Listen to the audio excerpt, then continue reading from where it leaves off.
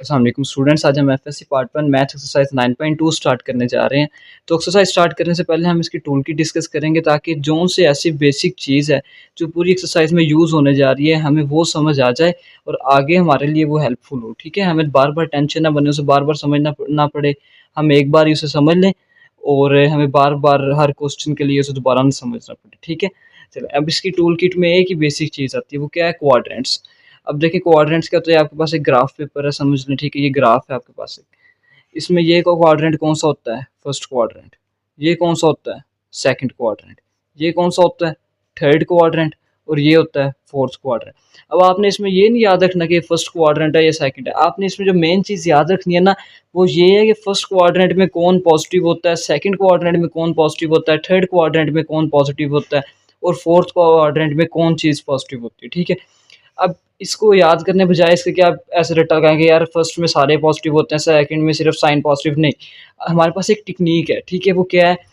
After school to college. ठीक है, आपने ये लाइन याद कर लेनी कि आफ्टर स्कूल टू कॉलेज, या आप ये भी कह सकते हैं ऐड शुगर टू कॉफ़ी, या आप बस याद करने का तरीका है ना, जैसे मर्जी कर लें। ये भी कह सकते हैं आज सजना टोर चलिए, मतलब जो सा आपको इजी वे लगता है ना, जिससे आपको लगता है कि यार मुझे याद रहेंगे, आप उस तरीके से करें। हम करेंगे आफ्टर स्कूल टू कॉलेज, जैसे कि अभी अभी आप लोग कॉलेज लाइफ में आए हैं, तो यही हम यूज़ करेंगे कि आफ्टर स्कूल टू कॉलेज। ठीक है, अब इसका मतलब क्या है? ए का मतलब क्या है?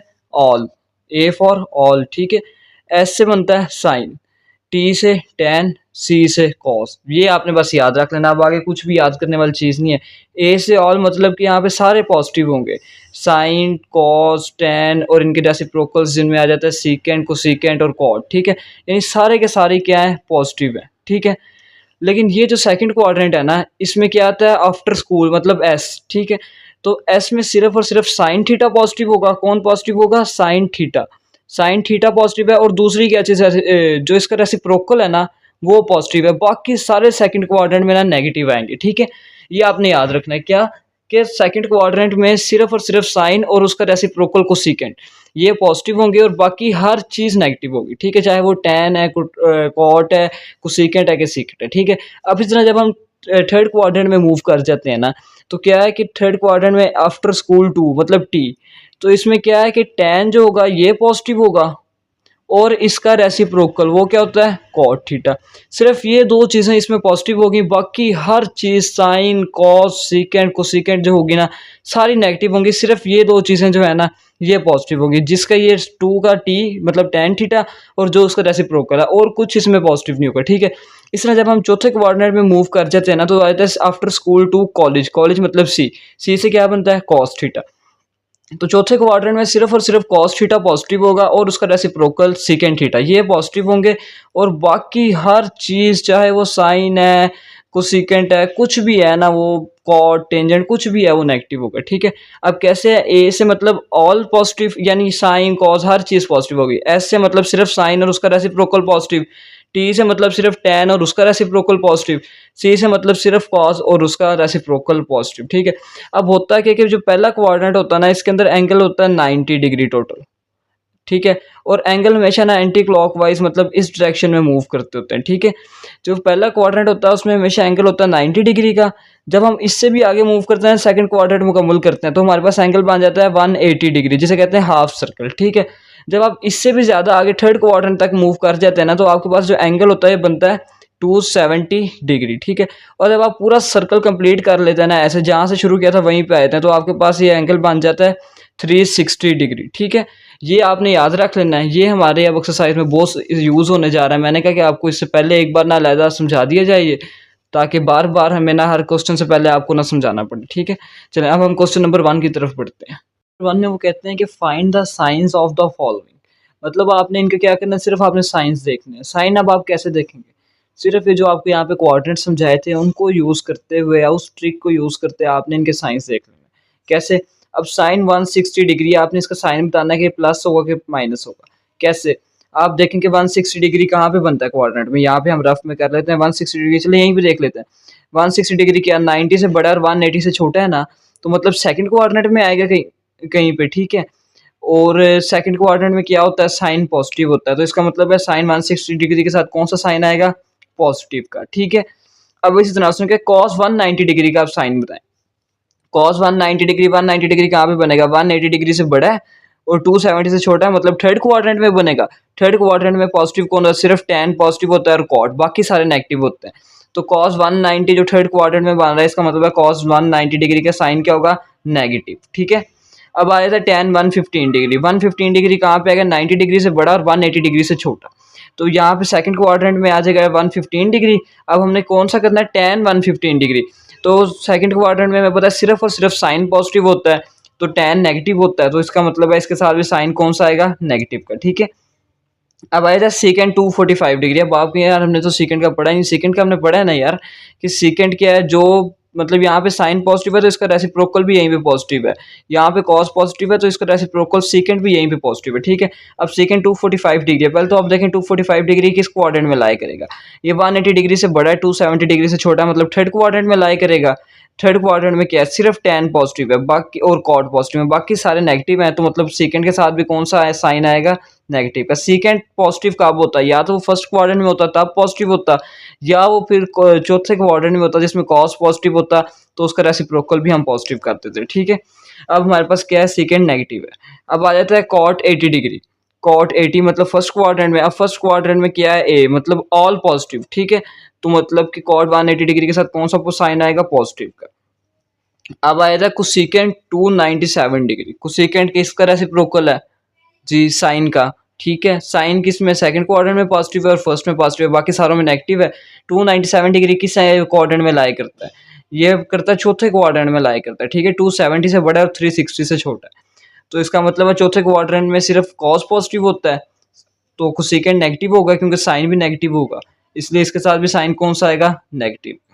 ठीक है स्टूडेंट्स, वो ना हमें कहते हैं कि क्वेश्चन नंबर 2 में वो डिमांड करते हैं कि फिल इन द ब्लैंक्स। अब इसमें क्या सिंपल, आपने एक चीज़ याद रख लें, सिर्फ और सिर्फ कॉस और उसके रेसिप्रोकल सेकंड में ये कैपेबिलिटी है कि उनके साथ अगर एंगल माइनस का भी आएगा ना तो उसका साइन प्लस में चेंज कर देंगे। बाकी कोई भी है ना, साइन है, टेन है, कोसेकेंट है और कॉट है, इनके साथ अगर एंगल माइनस एंगल आएगा ना माइनस में, तो ये आगे जो आंसर आएगा वो भी माइनस में ही आएगा। लेकिन कॉस और सेकंड में ये कैपेबिलिटी है कि उनके साथ अगर एंगल जो है माइनस का आ रहा है ना तो वो उसे प्लस में चेंज कर देते हैं। कैसे, ये साइन है ना, इसके साथ एंगल माइनस 310 डिग्री है, तो क्या होगा, ये ऐसे माइनस का ही रहेगा, सिर्फ माइनस साइन शुरू में, माइनस शुरू में आ जाएगा और माइनस साइन 310 डिग्री आ जाएगा। अब आ रहा है कॉस माइनस 75 डिग्री। अब आपको पता है कि कॉस के अंदर ये कैपेबिलिटी है कि वो किसी अगर उसके साथ एंगल माइनस में है ना तो उसे प्लस में चेंज कर सकते, तो हमारे पास आंसर क्या आएगा, कॉस प्लस कॉस 75 डिग्री। ठीक है, tan माइनस 182 डिग्री, आपको पता है माइनस का साइन है, tan के साथ अगर माइनस आएगा तो माइनस शुरू में आ जाएगा और कुछ नहीं होगा, माइनस tan 182 डिग्री।